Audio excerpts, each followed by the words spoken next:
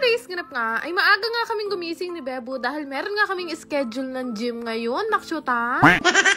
Nakaririn ko na nga ang pagpapanggap ko dahil napaparami talaga ako ng kain simula nung nagkaroon kami ng samjihan. Diyos ko, nagsila para na nga ang braso at likod ng Disney Princess. Sige, Sanji po. Ang in-advise nga na breakfast daw namin palagi prutas at walang iba kundi itong apple. Kasakit, i-give up ko na talaga ang Paris.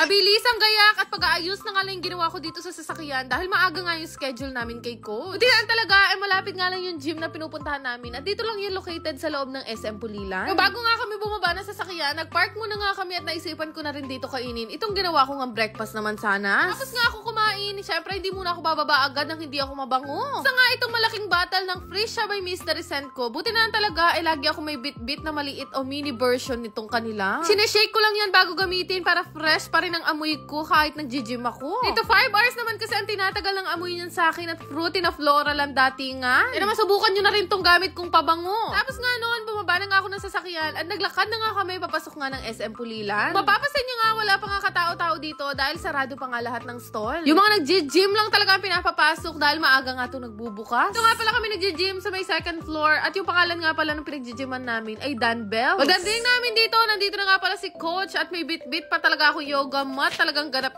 na shoota. Sabi nga sa akin ni Coach, medyo mahirap-hirap daw talaga yung gagawin namin. Kaya naman pinag-warm up muna niya kaming dalawa ni Bebo. Kalukuyan pa mang may rayuma si Bebo noong mga time na to. Kaya naglalakihan nga ang mga tiyan namin ni Bebo. Paano namin kaya lulusawin to? Ay nuko, pag nakasalubong niyo yung coach namin, huwag niyo na lang i-isplok na palagi kami nagsasamji ha. Hindi naman niya kasi malalaman sa akin dahil binlock ko siya. Charis! Pero ayun na nga, nag-start na nga kami ng session at ito mga pinagawa niya sa akin. Sabi ko kasi dito kay Coach, ang insecurity ko talaga, itong mga naglalakihan kong tiyan. Ang ganitong workout ang ginagawa ko ngayon, laban lang para sa pangarap na tiyan ni Catherine Bernardo. Nakshuta. Bali, almost 2 hours din ang tinatagal tuwing nag-gym nga kaming dalawa ni Bebo. At pagkatapos nga naming mag-gym, ay lumabas na rin kami dahil marami pa kaming aasikasuhin. O diba, day 1 na naman to. Kailan pa kaya ulit masusundan ng panibagong day 1? Diyos ko.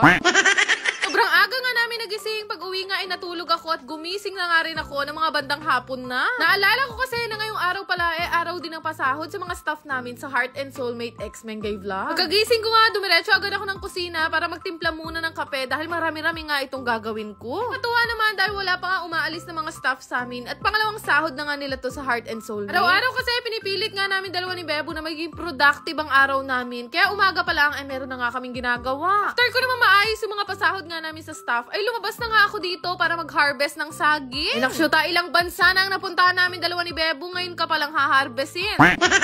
Pakarami na rin kasi sa inyo naghihingi ng update dito sa saging na pinahihinog ko. At ayan na nga, gusto ko yung mga ganitong mangga, yung mga biyakin pa lang. Agad-agad, tinawag ko na nga to si Ate Len at si Bajay at nagpatulong nga ako sa kanila. Nakuhanin na nga itong saging. Abay, mahirap na, baka maunahan pa ako, nakshuta.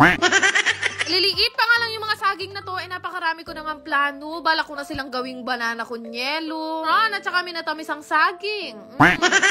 Siguro napakatagal ding mahinog dahil napakarami ko ang plano. Maliliit pa lang. Diyos ko, makalunos naman yung saging ngayon ni. Lahat kasi na nagbubudal pa dito sa amin. Dito kumukuha ng dahon ng saging. Ayan, tuloy may ngalanat na lang. Nakakatuwa nga dahil nasaksihan nyo ang journey ko. Wow, journey. Nasaksihan nyo nga ang paglaki ng saging na to. Simula nga nung puso pa lang siya. Para ako nagpapalaki ng grade 2 student sa sobrang tagal. Tutuwa naman ako dahil napakalalaki nga ng bunga. Syempre dahil bubot pa nga ito, naisipan nga muna naming ilagay sa sako. At sabi nga sa akin nila nanay, 2 araw lang daw mahihinog na raw to. Diba? Parang nai-imagine ko na yung sarili ko at pagkahinog na ito, maglalako ako ng turon. Abay, lahat ng racket papasukin ko para makapagpagawa na kami ng bahay. Charis! Finally, tapos na nga ang episode natin sa pagpapahinog nitong mga saging. Tapos kung harvestin yung mga saging, ay naligo na nga ako at kahit hindi ako naka-makeup, nagbiyahe na nga kami papunta ng Apalit, Pampanga. Hindi pa nga kami kumakain ni Bebo noong mga time na yan, kaya naman nag-drive-thru na lang kami dito sa may McDonald's Kalumpit. Tuwang-tuwa nga kami dalawa ni Bebo dito sa mga staff dito. Sobrang cute nila. Tawang-tawa sila nung nakita nila kami dalawa ni Bebo. Sabi ko nga sa kanila, kung fan talaga namin kayo, dagdagan nyo yung fries namin. Forward, nung makarating na nga kami dito sa office ng Heart and Soulmate, nandito na nga rin yung mga staff namin at nagtulong na nga kami ni Bebo na asikasuhin pa yung ibang mga pasahod. Nakalimutan din pala namin ni Bebo na nga yung araw pala isang buwan na nga itong samjihan namin. Mapaganon-ganon lang, isang buwan na pala tayo. Sabi ko nga dito sa mga staff namin, kapag ka pala talaga sa huran, napakaaga nilang dumarating. Alam nyo ba, isang biyaya at isang bagay na pinagmamalaki at pinagpapasalamat namin dalawa ni Bebo dahil lahat ng staff namin ay loyal at mababait. Inuka bagyaburi. Lagi rin talaga kami nagpapasalamat sa kanila sa serbisyo at tulong na binibigay nila sa amin. Kahit mas madalas pa rin talaga yung high blood kami. Ay gaano na nga kami kadami ay kulang pa rin kami sa mga staff. Kaya naman sa gustong maging parte ng pamilya namin ay hiring pa po kami. At ang una sa requirements nga na kailangan namin, syempre, yung mabait. Naksyota.